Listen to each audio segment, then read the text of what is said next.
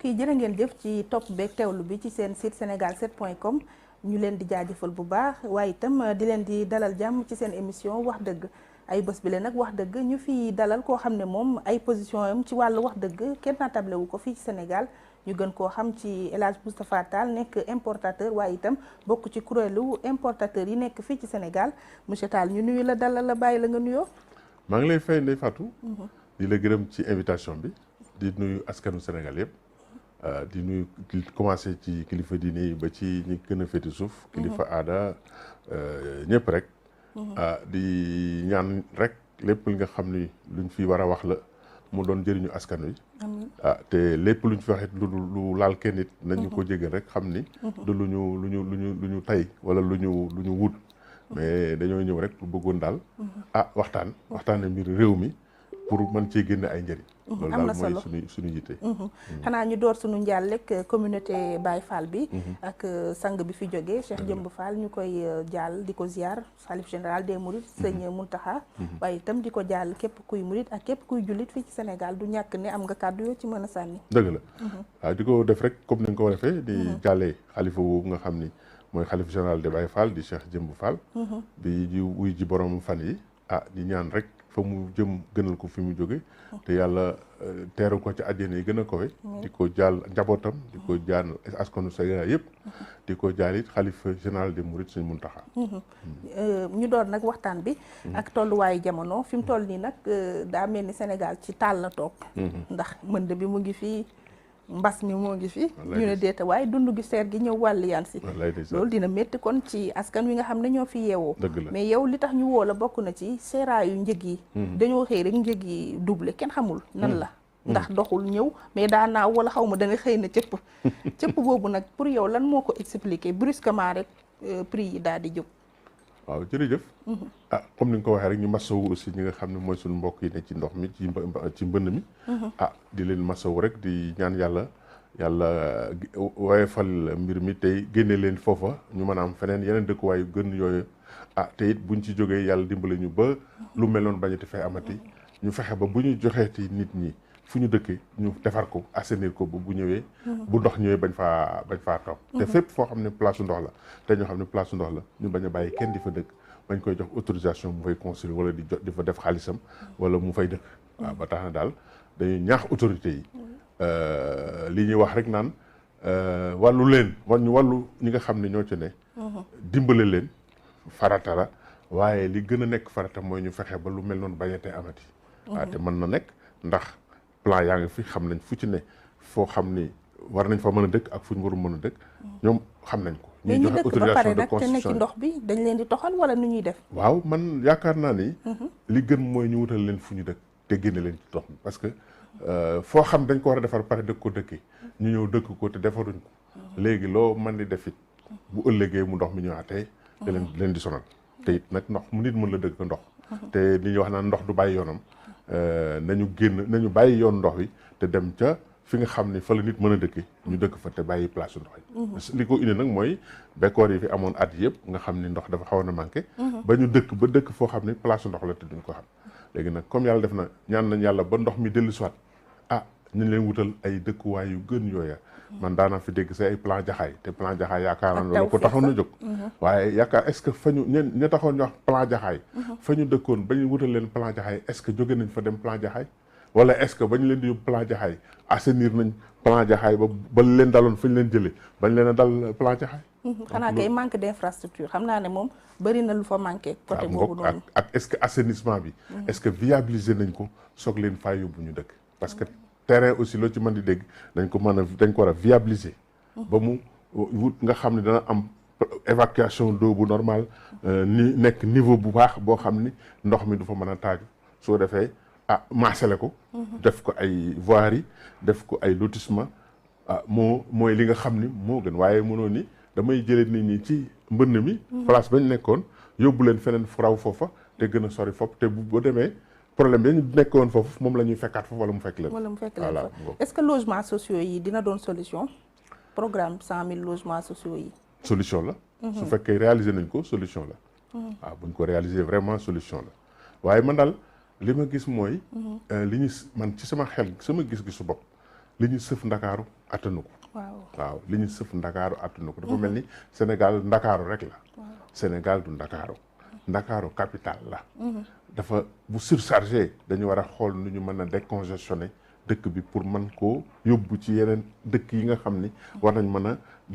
war nañ mën a développer problème lu mel ni capital économique. dëkk yi amul dara waaye dañ ko fay def. Dakar amuloon dara. bi ñu jëlee capital bi Saint-Louis di ko indi Dakar amuloon dara. yàggul dara Dakar kenn ñëw fu dafa afoon nga ñëw doo maanaam ay baraag fi nekkoon. boobu ay benn nit ñaar nit yàggul dara. léegi tey mu ngi fees dell ba amatul fu nit taxaw amatul benn espace bu des. kon waruñu woon a àgg foofu sax dañoo waroon balaa ñuy àgg foofu ñu créer beneen capital administratif lañ koy tuddee wala capital économique wala lu mu ci mënti doon nañu trouver beneen dëkk. pourtant président Abdoulaye Wade jéem na ko ak Diamniadio xaw a génnee tuuti Dakar bu doonte soriwul. Diamniadio ak Dakar presque benn la. booy décongestionner doo dem créer ville nouvelle pour man xaalis bari lay laaj mais boo fekkee benn capitale régionale. bu mel ni Kaolack wala Diourbel wala feneen. nga samp fa capital économique te booy xool Kaolack ci temps wu colon yi Kaolack mooy bassin arachide yi. donc mu nekk forcément capital économique. te am na port am na aéroport am na lépp benn infrastructure am na ko. xanaa kay boo ñëwee da ngay gën a améliorer gën a dolli quelques bâtiments waaye doo fa investir yenn xaalis yi. bu ko defee ñu def ko muy capital économique bu Sénégal ba pare nag. mu gérer gerte gi ministre de l'agriculture dem fa. s'il le faut mu def fa ministère gën a mën a jàppale béykat yi gën a organiser mbéyu gerte gi loolu bu ñu ko defoon tey di def traite comme nañ ko daan defee à l'époque bu waxtu jotee ñu mën a génne xaalis bi d'un coup jënd gerte gi ci béykat yi jël gerte gi yóbbu ko ci usine nal ko nit ñi doon béy mën a am xaalis d'un coup mën cee régler seen i problème foofu loolu dana mën a créer beneen économie boo xam ni dafay baax ci askan wi su ko defee dëkk yëpp mën a dundaat fu mel ni Kaolack te encore Carrefour la ndax frontière la ak Gambie frontière la booy jëm Gambie foog nga jaar fa boo jëmee Mali foog nga jaar fa boo jëmee Guinée sax foog nga jaar fa kon kay position boobu yaakaar naa ni Carrefour position bu mel noonu moom la capital économique war a am donc am na caractéristique yëpp pour nekk deuxième capitale donc loolu ci la ñu war a gaaw liggéey ko man daal damay ñaan Macky Sall bala moo na sax jeexal mandat bi mu tàmbali loolu ba keneen. waaw taxam sax boo xoolee fii ci Afrique bi dëkk yi am capital économique yëpp macha allah seen position dafa baax. dafay baax boo ko xoolee Côte d'Ivoire nga xool ko Cameroun. ba ci fi nga xam ne moo di Ghana. c'est ça dëkk yooyu yëpp dañuy am capital économique. dañu am capital économique. bu ko defee day décongestionner capital bi. dana wàññi embouteillage waaye xoolal tey li ñuy investir fii ci xaalis. rien que pour fluidité circulation bi. nee nañu. capital bi avant ñuy def autoroute à péage beeg tout infrastructure yi ñu def yëpp nga xam ne c'est à coup de milliards. li ñu naan perte ci ay xaalis ci par at. ci circulation bi évalué nañ ko muy ay centaines de milliards. loolu yëpp lu ko waral mooy dañoo tàncaloo ci benn circonférence bu tuuti. donc dañoo war a fexe génne li ci ëpp ñu yóbbu ko au moins une bonne partie ñu yóbbu ko ci centre bi. centre boobu bu ñu ko fa yóbboo dana doon lu baax lool ci réew mi parce que dana tax dëkk bi noyyi. dana tax it localité yooyu mën a dund. waaw loolu am na solo. loolu moom c'est l'économie qui parle. gis nañu ne côté boobu macha allah. mais bu ñu ñëwaatee ci prix yi concrètement lan moo ko expliquer flambée bi.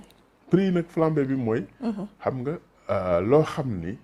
par exemple yow da nga koy jëndi bitim réew. loolu mënoo par exemple ni prix bii laa koy jëndee. la ko bitim réew di jaayee rek nga ko mën a jëndi te it fret bi maîtriser woo ko ndax. dafa am ay armateurs yoo xam ne ñoom ñooy fixer seen fret te ñoom ñoo xam li tax ñu koy yokk ko wàññi. léegi nag buñ xëyee yokk fret bi comme lu mel ni Covid bi nga xam ni économie mondiale bi dafa taxawoon pendant quand même un certain temps ba dara demul dara dikkul léegi nag pour relancer affaire bi ñoom it seeni conteneurs yi buñ ko jëlee foofu indi ko fii duñ ko mën a daal delloo te buñ ñëwee aussi bateau bi day delluwaat à vide yu mel noonu. moo tax ñoom it ñu def seen calcul ak seeni charge yokk seen fret. loolu moo indi yokk bi. léegi nag yokk boobu ci denrée yi comme ñun suñuy denrée li ñuy dundee muy suñuy denrée de première nécessité dañ koy importer. loolu moo tax mu répercuté wu ci prix bi. waaye li nga xam ne moom moo war ci bépp réew mooy bu fekkee ni am nga indépendance li nga war a njëkk xañtu mooy am sa indépendance économique mooy fexe ba sa li nga xam ne moom ngay jëfandikoo bay dundee nga mën koo assurer bay dundee boobu li tax mu am solo mooy dana la teree importer waaye dana la tax a créer emploi dala tax a téye si économie ba sa alal du dem donc boo dee liggéey muy des si réew mi bu yàggee nga développé oui waaw parce que xaalis bi day des si réew mi waaye su fekkee ne yow loo am lu ci ëpp nga génn li nga am li ci ëpp lépp di génn di jëndi ay marchandises di financer agriculture yi jàmbur yeneen réew yi yow sama agriculture jàppalewuloo ko parce que li nga xam ne mooy bay ci réew mi ñu daal di koy jaay mu dem biti réew ñoo yóbbu ko defaraat ko dellu soit ko di ñu ko jaay loolu yaakaar naa ni du lu gën lu mel ni diwlin ji xam nga gerte gi yëpp matière première bi fi lay jóge dañ koy yóbbu te ñu ngi produire at yëpp ay 1 million 2 millions de tonnes d'arachide te loolu normalement bu desoon ci réew mi dana doon lu baax ci économie bi dana assurer aussi sunu approvisionnement ci diwlin bi ba duñu am problème bi nga xam ne moom la ñu am mais li ñu si jaaxal mooy fii nii diwlin bi ñuy liggéey moo gën a cher bi ñuy importer lu ko expliquer loolu li ko expliquer mooy niñ koy produire peut-être moom moo des parce que en grande échelle da nga mën a wàññi production mais bu fekkee ne yow da nga am charge yu lourde ba pare li ngay am ci quantité bariwul léegi bu seerul doo ci génn mais su fekkoon ne li ñuy bay ci réew mi lépp fii lañ koy produire nale ko fii diwlin bi du cher ni mu cher waaw mais am nañu société étatique comme Sonacos SA moom xëy na comme état mu ngi koy jàppal tànk mënoon na yomb ci côté am waaw mais ñu ngi koy jàppal tànk mais duñ ko subventionné peut-être que dañ koy bàyyi autonomie moom mu liggéey pour li muy liggéey ci lay fay ay charge charge yooyu nag bu fekkee da nga ko teg ci production bu ndaw bi ngay def faaw prix bi cher mais su fekkoon ni gerte gi yëpp wala li ci ëpp fii lañ koy nale kon yaakaar naa ni du cher ni mu cher waaye su fekkee ni li ci ëpp day dem tuuti lañ fiy bàyyi nal ko ba pare mu war a supporter charge yooyu yëpp yaakaar naa ni foog diwlin foog mu cher mais bu fekkoon ni tey te bloqué woon nañ limité woon nañ liy dem mu yem wala bokk ñu fexe ba gerte gi bañ a génn ñu créer société dooleel Sonacos s'il le faut privé bi bokk ci dugal ci seen xaalis ñu par exemple ñu wuti financement bu leen permettre ñu mën def seen campagne boobu gerte gi ñoree ñu mën ko jënd fay baykat yi téye gerte gi su ko defee liñ ci soxla ñu nal ko li nga xam ne nekk na en excédent ñu jaay ko mais est-ce que tamit bu ñu defee loolu baykat bi dina ci gis boppam ndax prix Sonacos yi moom dañoo standard li ñu naan ba léegi gerte génnul juróom fukk te ceeb romb na ko bu yàgg gerte moom du yokk mukk ci liñ koy jëndee bu fekkee ni par exemple xam nga nee nañ gerte du yokk mais tey concurrence bi tax na dañ doon yokk chinois yi ñëwee di jënd comme ñoom dañoo yokk jënd li chinois yi jënde kon mën nañoo jënd li chinois yi jënde donc prix bi moom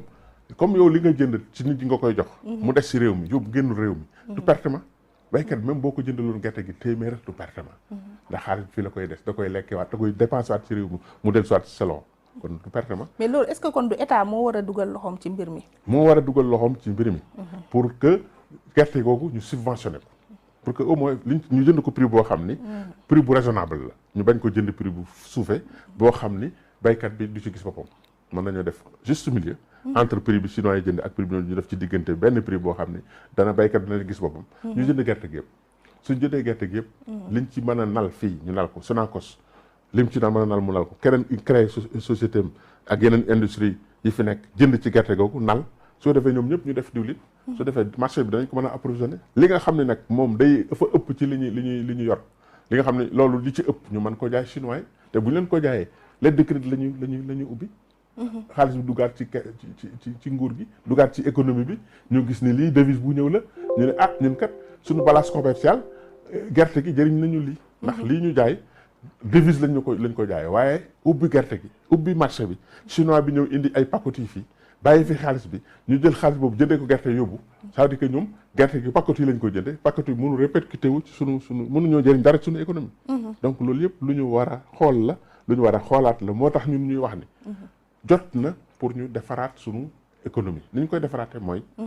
ñu woote états généraux de l'économie loolu moom la ñu doon wax keroog ci conseil bi ni d'accord c'est bien que ñuy trouver ay solution bu problème amee ñu ñëw jëm seet nu ñu trouver solution comme ni ñu ko defoon en 2008 bi crise bi ñëwee état bi perte ci lu mat 50 milliards opérateur économique perte lu mat 100 milliards ci loo xam ni mënoon nañ ko éviter